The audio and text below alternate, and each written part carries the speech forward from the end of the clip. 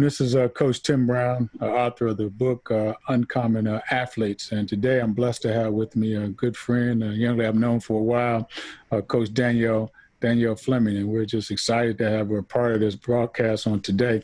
Danielle, I know a little bit about you, but let's talk to the audience a little bit about you. I was reading in your bio and listening to some things that you fell in love with the game through watching the movie Love and Basketball. A little research on you. Tell me about that, how that inspired you and all that, how you found your passion for the game. Yeah, so I was just a youngin'. I had to be about 11, 12, and this movie, it had came out, and it was Love and Basketball, and I watched it, and I loved it. I loved everything about it. I loved her story, even though it was fiction. It felt real, so real. In fact, I wanted to grow up and be her. That journey all started with that movie, and I truly love this game. It's taken me so many different places. And that's where we want to land at today, is Uncommon Nerve. And in that journey, I know you started at Columbus State, and then tell us, there was a time when you tore your ACL. You tore your ACL. Tell me a little bit about that and how you had really some uncommon nerve to even come back to that and come back with great, I won't steal the story, I'll let you tell it, come back with great success, not just any kind of success at the torn ACL. You want to tell us a little bit about that experience?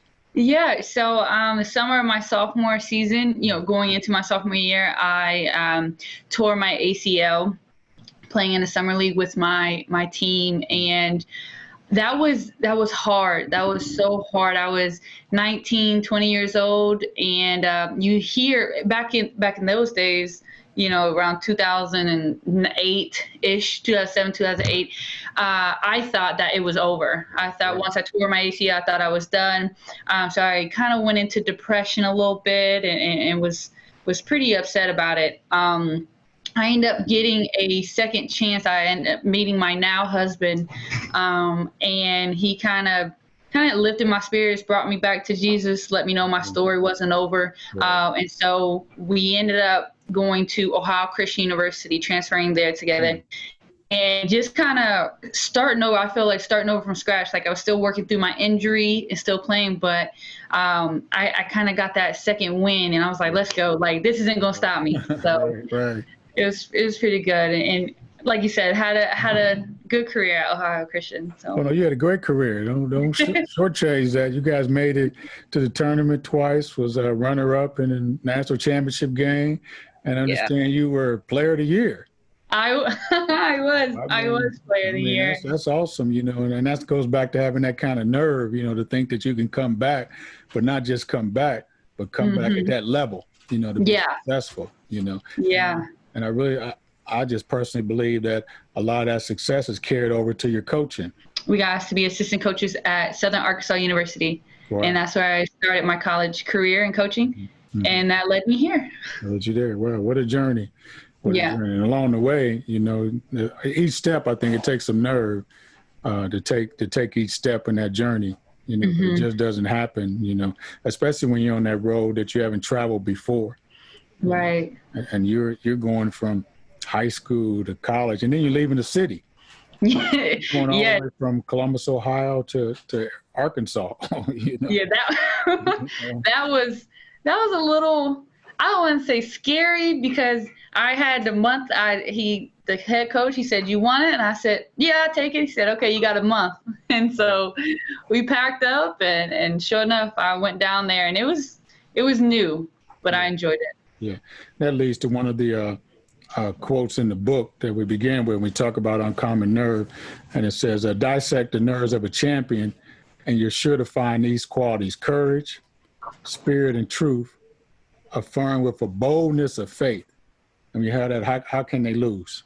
When you hear those words, what do you think about? I think I'm just not taking no for an answer. It's like, why not me? Right. You see all these other people and they can do it, and it's like, I can do that. I can do anything that I want to. And I truly believe that. I believe that you have to have that courage and the spirit of willingness to, I'm gonna do it. It may be difficult, it may be hard, but why not me? So I definitely think of, myself. I think of some of the great women in my life that have overcome and have been bold in their journey. Yeah. So, A couple of things in the book that I talk about when you talk about uncommon nerve, it's all in your mind. It's more mhm, of a mental state more than anything else. Nerve is always dependent on what you believe deep inside. And it sounds mhm, like you had a lot of faith and belief that you can do this thing. The first thing in that we talk about is that number one is that I am enough. mhm. That I am enough. The key word is confidence. Yeah. Nerve comes when you no longer have anything to prove. And I think how did you get to that level where you began to believe that you are enough, that you don't have to Mhm. prove anything else, so to speak? Yeah. I kind of got there. I used to really shrink myself because I didn't play at UConn and I Right. didn't, go to this big Division 1. So I honestly thought when I was coaching 7th to 8th grade, I was like, I would see some friends and everybody on that level, college level. I'm like, I'm not enough. That's not me. I couldn't do that. And really, as I started growing and learning about the game and being around it so much, I just kind of got that confidence. I can do this. It Yeah. doesn't matter where I played or what I've been. It's about what I know and how I can apply that. And also, it's about people and caring about people and pulling the best out of them. And when I see that, that's me. I feel like that's me. And so that's kind of how I gain my confidence. And I know that I'm enough. I don't really have to have the UConn pedigree and played in Right. Right. WNBA to know that I'm enough. God, He affirms that I'm enough. So Amen. Amen. And the other thing in that, in your mind, you got to make up your mind that this is worth it. Why is mhm. all this worth it?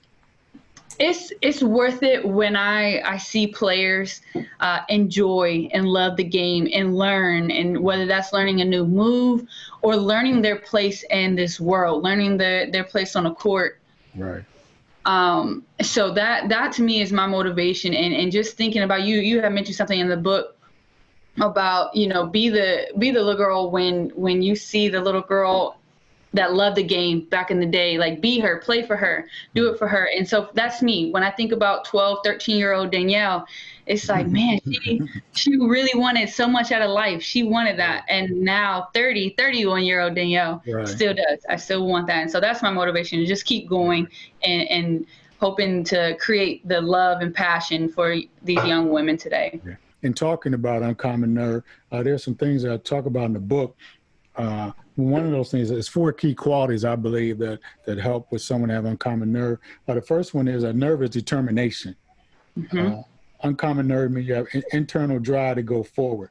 You are purposeful, even sometimes stubborn. Somebody tells you what you can't do. Describe a young lady on your team, some of the teams you had that has had that kind of determination. That stubbornness. No, coach, I can do it. I'm gonna keep working. Yeah. Describe a person, one of your players who kind of had that. Right now, I'm with Jordan McQueen. I coached her in high school, and she had such a will and determination to, play college ball. And where she didn't see too many examples of going out and playing college ball, and so she did it. And now you fast forward, she's married, she has a husband, she has a daughter, Wow. and she has the nerve Right. to want to keep playing basketball, Right. Right. and Right. really be the best that she can be. And so, in recruiting her and getting her to come down here to play for me, I mean, she's going to be an example Yes. of determination. Yes. She had a baby, and I guarantee you, she's going to be one of the first people in the line and the sprints and Mm. on the track and stay after practice and early morning workouts. And so, she definitely comes to my mind when I think of determination. Mm. Just that grit, that I'm not going to let anything sway me either way. Right. That's awesome. That's a great testimony to that. The second part of that is that uncommon nerve. There's no retreat. There's always determination to go forward. There's no going back. And I think about your injury. You Yeah. could have just called it, just mailed it in, say, hey, I did the best I could. I'm done. But there was no retreat. There was no going back. Refusing to retreat, just continue to go forward. What kept you going forward during that time? Well, what kind of gave you that nerve not to go back, just to say forget it? What kept you going forward, pressing on? I did not want to be a failure. I did not want that to be the end of my story. And I wanted to make my family proud, if I'm being honest. I wanted my mom to be able to say, you know, her daughter played and finished college ball. And at the time I was married, so I wanted, my husband believed so much in me. And some days I didn't believe in myself. My leg was hurting.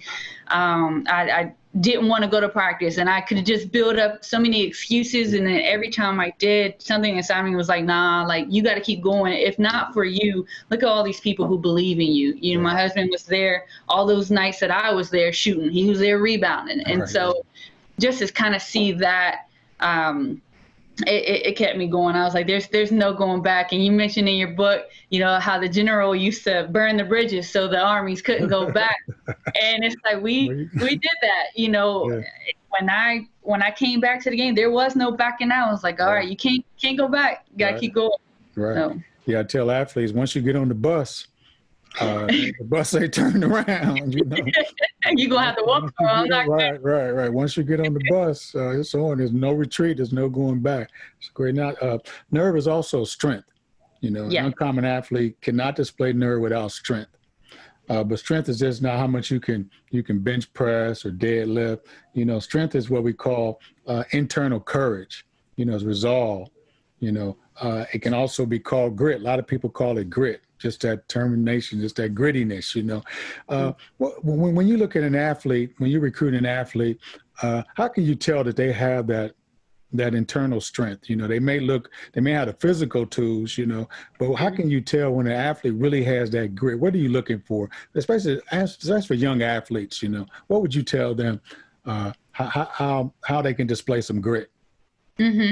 I look at when things aren't going their way. If I'm recruiting a player and they're down, you know, say they're down by 10, 15 points, or they're not playing, they're in foul trouble, or they keep getting knocked down, I pay very close attention to how they're reacting to certain situations, because I want to see how they react. Are they going to go to the bench and, you know, pull one of these, or are they locked in? And to me, that embodies strength. It takes a lot of strength to get knocked down and keep going, or to, you know, get your head kicked in, so to speak, on the court. Like, you're losing by 20, 30, to keep giving it your all and keep, you know, digging down and getting that. And so that's what I look for in a player. And that, like I said, embodies strength to me. Mm-hmm. Yeah, that's exactly it. Yeah, book we talk about how grit is that tenacity to hold on. You know, even when you get knocked down, you know, to have the backbone to get back up. You know, keep going and to fight through. And the fourth thing in that is that uncommon nerve is vision. You know, the uncommon athlete sees the world as full of opportunities, not roadblocks. You know, whether see hardship, you know, and an excuse to give up. An uncommon athlete seizes the chance to do something great in the face of great difficulty. And I just go back to how you went from an ACL injury to a National Player of the Year. So you were working out in that gym trying to get back. What did you see? Did you see yourself playing in that? What did you see?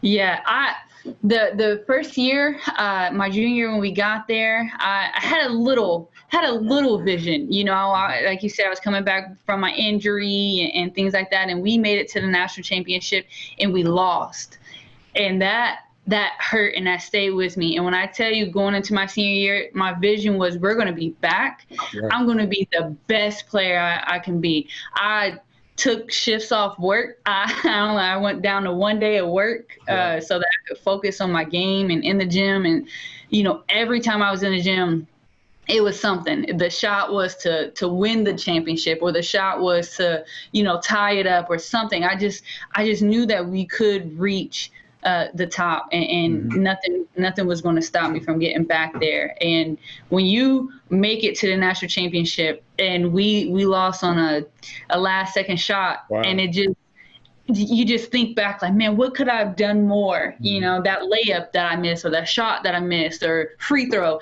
And so that made me work and made my vision even greater for that. Yeah, and that's what uncommon athletes, they just see opportunities, you know. Yeah. Looking at those roadblocks, the setbacks, you know, and we talk about how setback is just a setup, you know, for greater things. And we know the word says that he who began a great work in you will see it through to completion.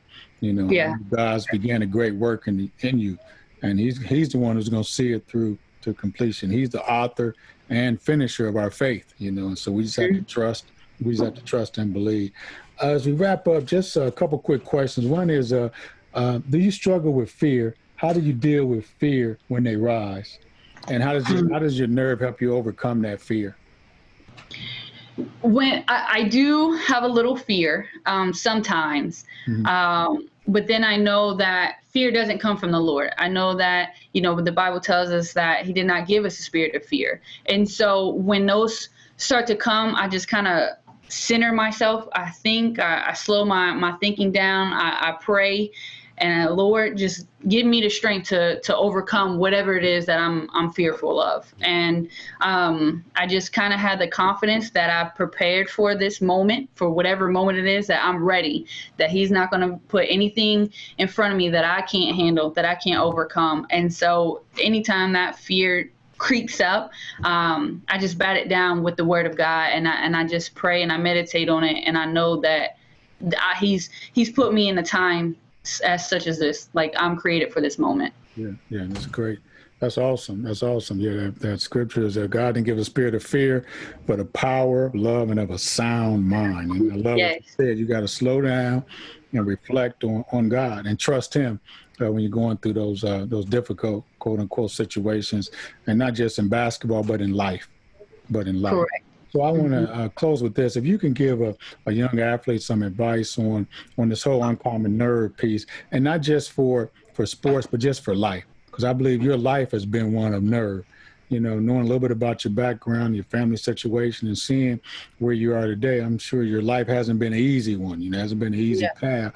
So for an athlete or a student, this period who's just struggling at this time, is ready to give up, ready to retreat, you know, can't find that courage to keep on, that determination.